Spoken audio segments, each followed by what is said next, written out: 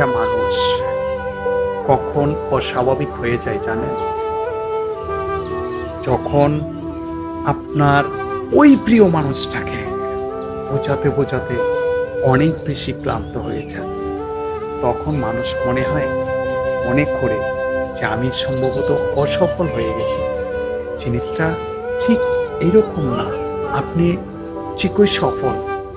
কারণ যে ব্যক্তিটা আপনার কাছ থেকে চলে গেছে বা সরে গেছে, সেই ব্যক্তিটাকে আপনি সরিয়ে দেননি। সেই ব্যক্তিটাকে আল্লাহ পাক নিজে আপনার কাছ থেকে সরিয়ে রেখেছে। আল্লাহ পাক নিজে একটা ওয়ে আপনার সামনে তুলে ধরেছে। আর এটা তুলে ধরার পিছনে একটা কারণ আছে। কারণ আল্লাহ পাক আপনাকে অনেক বেশি ভালোবাসে। আর অনেক বেশি ভালোবাসে, সেই জন্য আপনি যেন আরো বেশি ভেঙে না পড়ে, আপনি যেন আরো বেশি কষ্ট না পান, আপনি যেন শুধরে যেতে পারেন, সেই জায়গাটাকে তৈরি করার জন্য আল্লাহ পাক আপনার কাছ থেকে সেই লোকটার সেই সমস্যাগুলো, সেই তৃতীয় ব্যক্তিটার উপস্থিত হওয়ার যে ধরনটা, এটা আপনার চোখে ধরিয়ে দিয়েছে। এখন আপনি হতাশা হয়ে গেছেন, ভাবছেন ওকে ছাড়া আর জীবন চলবেই না, অচল হয়ে গেছে, আমি আর কোনো দিক কিছু ভাবতেই পারতেছি না, আমি এছাড়া মনে হয় আমার দ্বারা সফল হওয়া সম্ভবই না। এটাও আপনার সম্পূর্ণ একটা ভুল।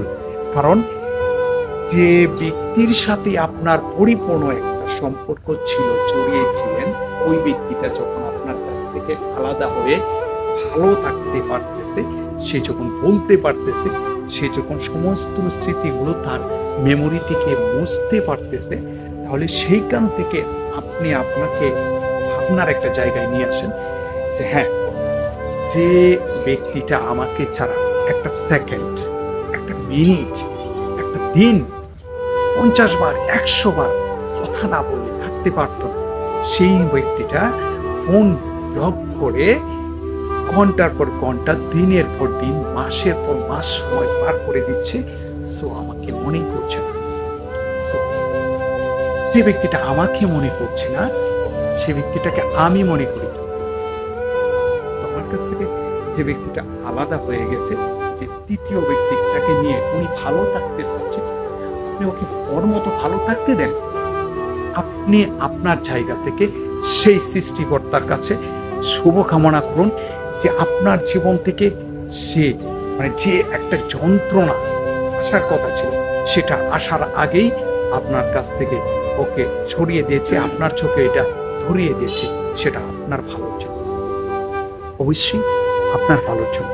আপনি বিবেকবান মানুষ, আপনি এই বিষয়গুলো বুঝেন, অবশ্যই নিজেকে ভালো